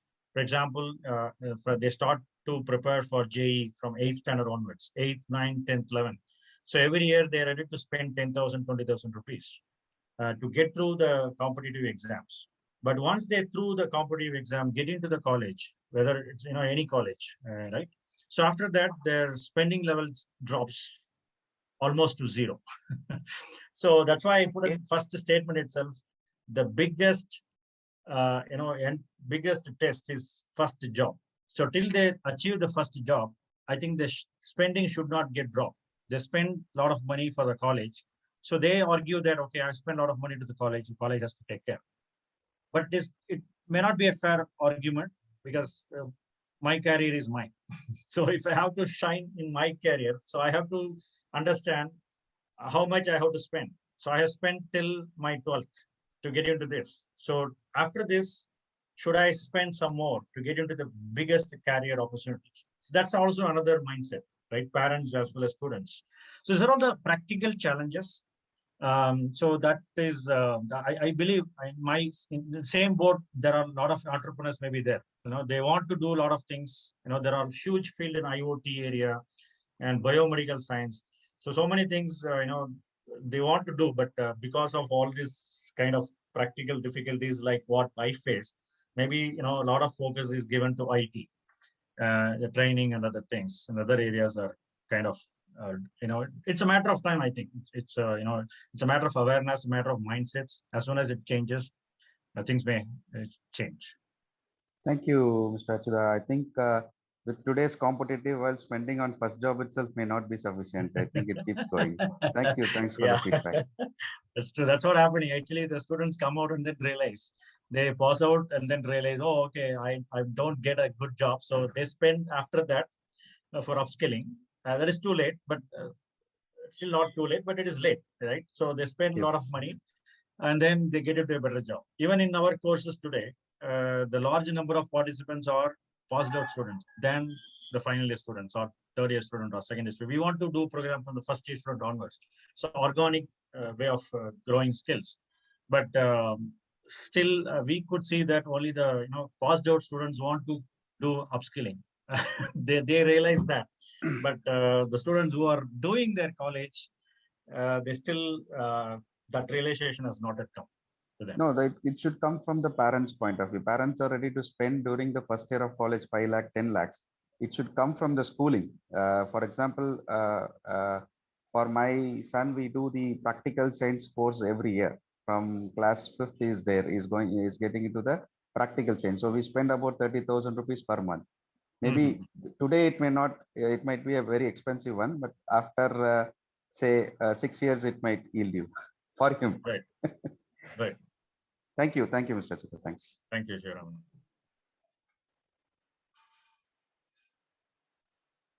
Participants can please unmute and ask your questions, please. Sir, this is open question, sir. Not only for that, sir. You can also answer for this question, sir. Sir, in chemical engineering department, now GATE will be gone, sir. But only 50,000 members will be applied for GATE and write the exam, sir. But in IOCL, ONGC, like that companies, they will take every year nearly. If they take passed out every students, means there will be no unemployment in chemical department in my point of view, sir. Then also there will be AABN and MFL like companies in our state government also, sir. every students will get government job itself by attending government exam, get exam itself, sir.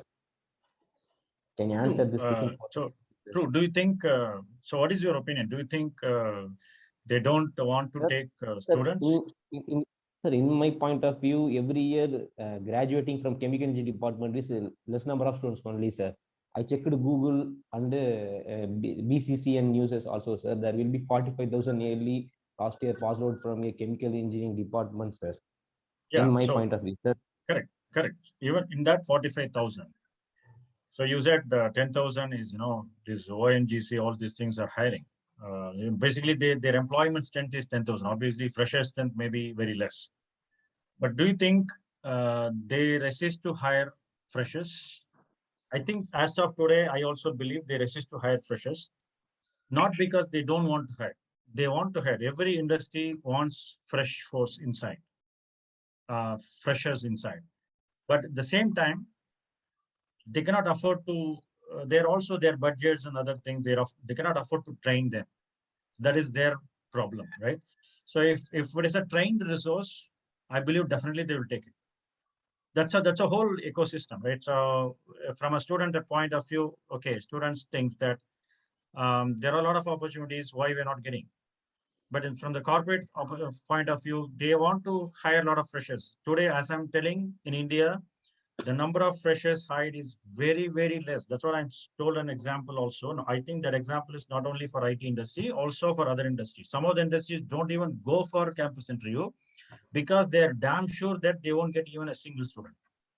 I have seen, I have talked to some of my friends who are manufacturing segment and other segment. They don't even go to campus interview. They say it's a waste of time. If I go to campus interview, I don't get even a single person there.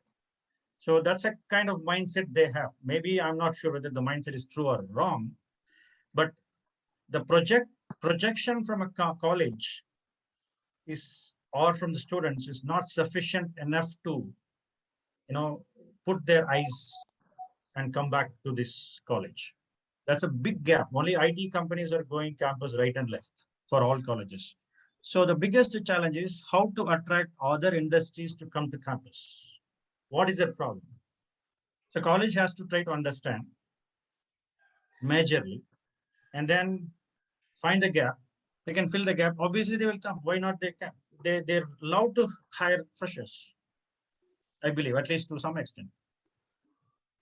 So this balancing is always a tough thing. Shravana Kumar, I could see your feelings. Definitely, there are lesser number of engineers coming out from chemical, but even in that lesser number, whether all of them are getting a job is a big question.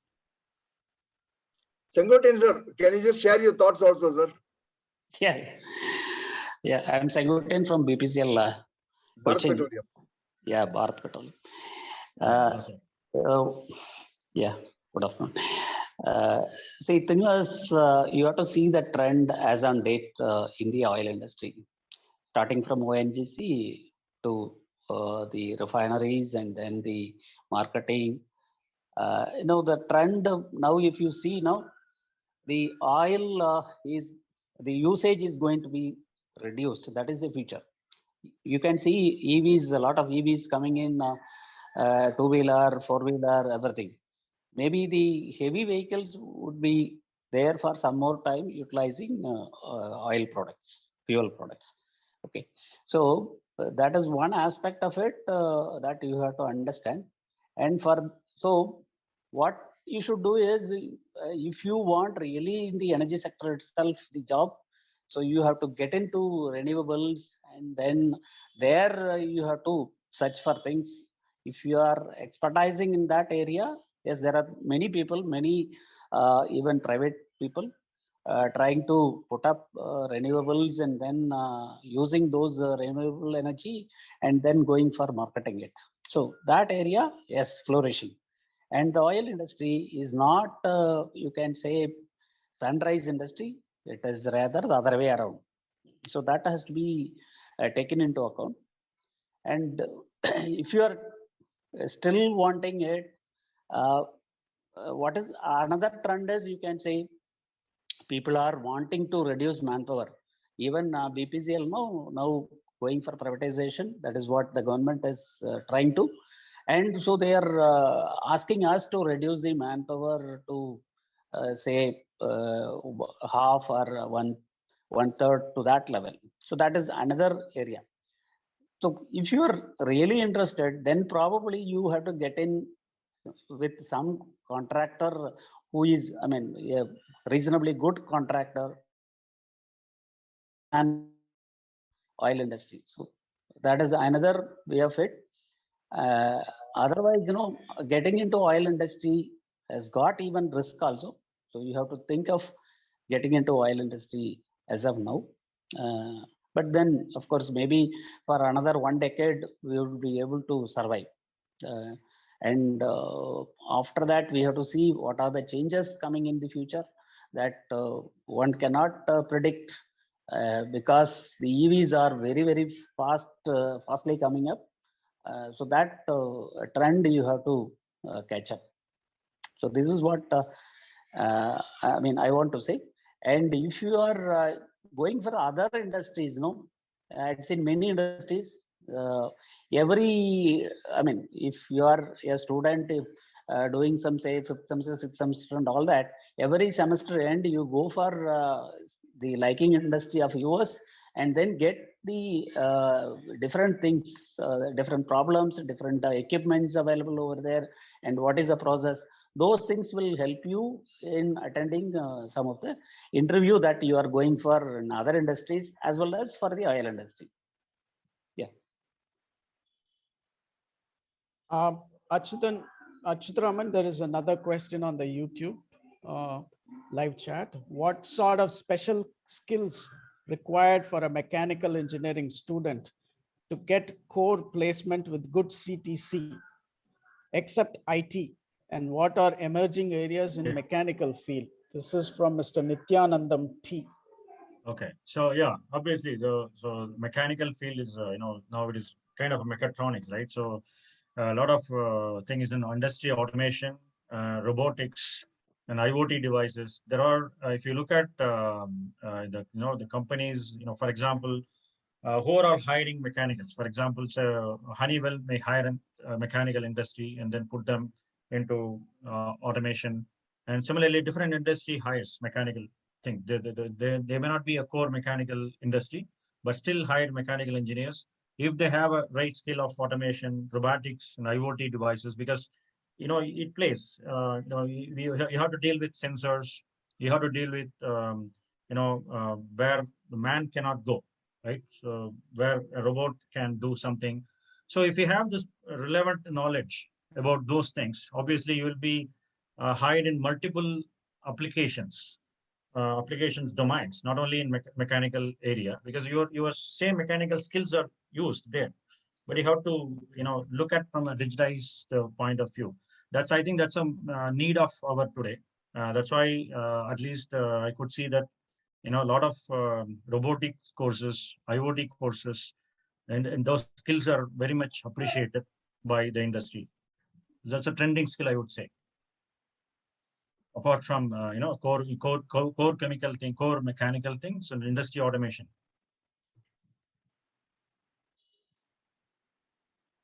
So I don't know, maybe more relevant persons may be here, so they can give more light. So if there are core mechanical friends here, please share your thoughts.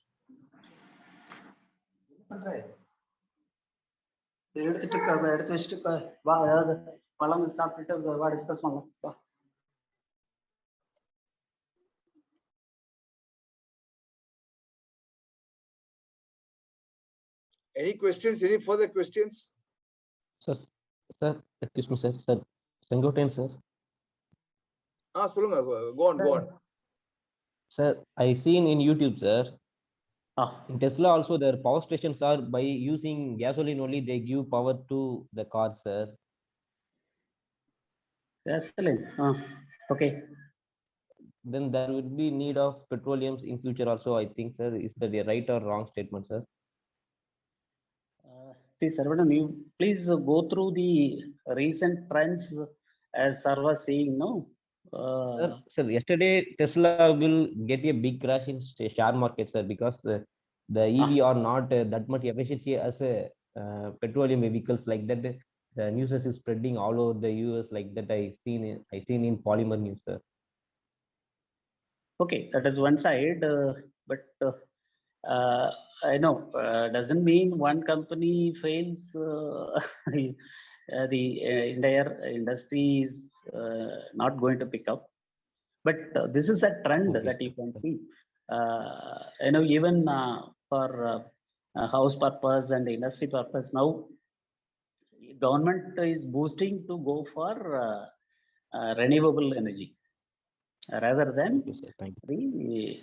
the oil, fuels, liquid fuel and other fuels. Okay. So fossil fuels are, government is intending to reduce.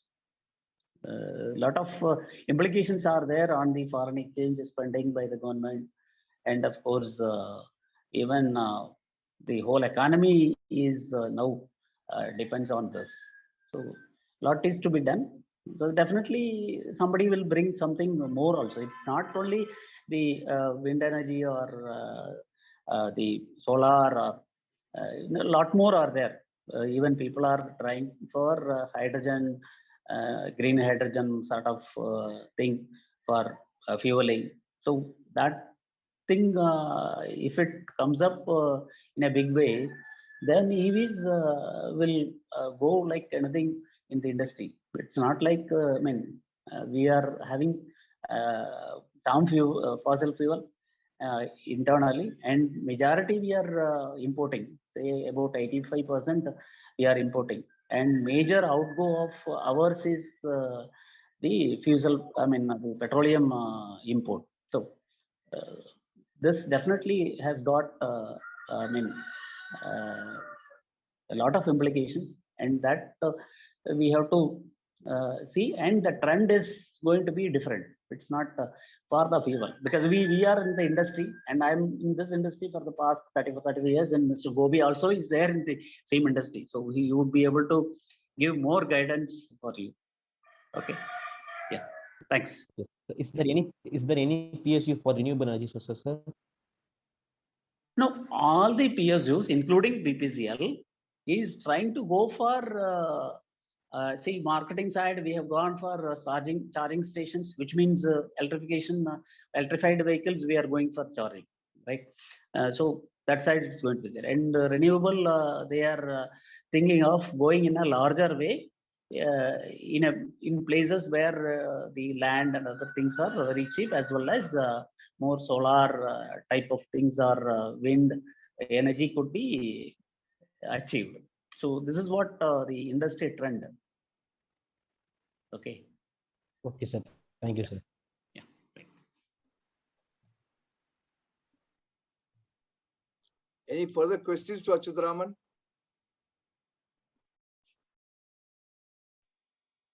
Yes, sir. Sundaramurthy, sir. Go on, sir.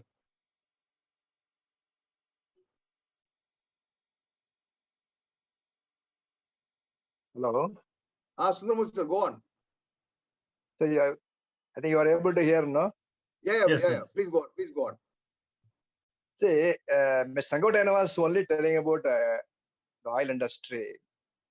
And there are so many chemical industries making acid, sulfuric acid, nitric acid, then caustic soda, petrochemicals. Lot of chemical industries are there in Tamil Nadu, also throughout India. What we find is chemical engineers, they are not taking interest in learning the process when they are studying chemical engineering, whether it is inorganic technology or organic technology, whatever may be.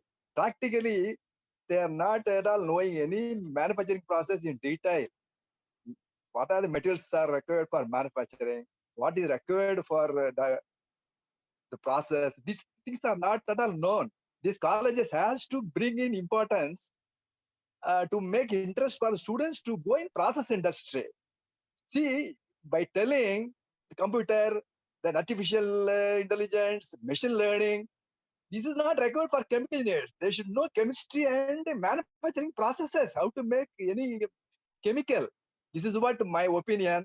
The student, Mr. K. Sarana Kumar, was too much anxious to go into core industry. He should try for learning more of manufacturing processes chemicals manufacturing, all if he knows, no, definitely he'll get a good job. Please be prepare that and then attend interviews. So many small industries, the medium industries, big industries, they are asking for good chemical engineers to work in shifts in manufacturing, in shifts in DCS, distributed control system, electronic control systems. There is a huge demand with the 30,000 rupees salary. This is what I want to tell to all the chemical engineers who are listening. Okay, thank you, Mr. Kopi. Yeah. Thank you, sir. Thank you, sir. Thank you, Varuna sir. Kumar, which college you belong to? Sir, I am belong to Saint Peter College of Engineering Technology in Chennai, sir. But I am participated in chem skill development by Stalin, sir. Oh, Under okay, okay, Murthy, okay. sir. So I was just coming to that There only. I will was be I just get coming to that only. Okay, okay. that only I get the link from for Fine, this fine, fine. No webinar, problem, no problem, no problem. Thank you. sir. Banapriya, please go on, Banapriya. You have a question?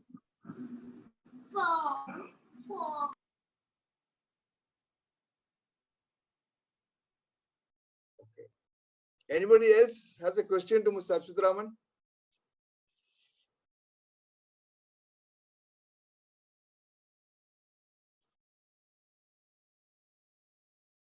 I think all are done.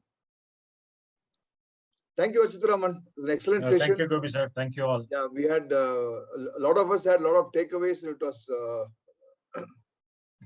very informative as well. Thank you once again for your time, and we'll catch up soon. Okay, you just let me know how we take it forward. Sure, sir. Okay. Thank you. There are a lot of participation from the colleges as well. Probably you may have to get to meet some professors in some individual colleges and take it forward. Yeah, I love to do that. So I got some emails from the chat. So definitely I'll get back to them. Yeah. And so yeah, I also shared my contacts, so anyone can contact so that we can see how we can progress together. Thank you very much for the opportunity. Yeah, thank you, and we'll not hold you for long, Achutharaman. Take care, but take care. Yeah, it was nice to get interacted. So that's a nice feeling always. One-way talk is not good actually. So a lot of good questions and other things. It was a very high-level, informative things, I believe, but I supported with some of the data. And predominantly, from my experience and my network experience, so obviously there are so many other domains which I know is different approaches and different efforts. So some of the things could be common. That's what I would suggest everyone to think about it, especially the students and colleges and professors. And how can we make this community more, crackable, more employable? That's a key things. How can we improve the quality of index of placement and quality of job index? That's my request. So please look at this and see how we can together contribute to this society. Thank you very much for the opportunity. Bye.